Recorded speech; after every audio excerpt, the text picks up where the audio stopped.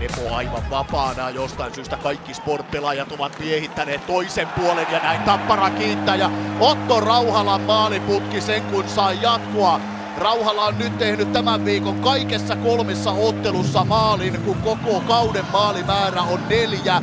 Rauhalalle vastuuta tulee, kun Jan-Mikael Järvinen loukkaantui ja tästä nyt 20-vuotiaiden maailmanmestari vuodelta 2014 kiittää kyllä komealla tavalla. Alueella nyt on Paitsiolta haiskahtava tilanne, ei kuulu vihellystä. Erkin Juntti ja Green! Green tekee maalin!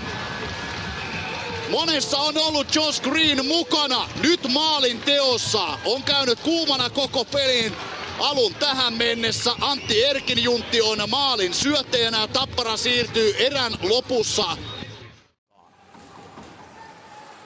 Kauppinen. Edelleen tuo yksi voitto siis on, mutta se on voittavalle kilpailusta. Karjalainen saa naamutella kiekon reppuun. Jere Karjalainen, joka joukkueiden ensimmäisessä keskenäisessä kohtaamissa kirjatti 2 tehopistettä. Pysäyttää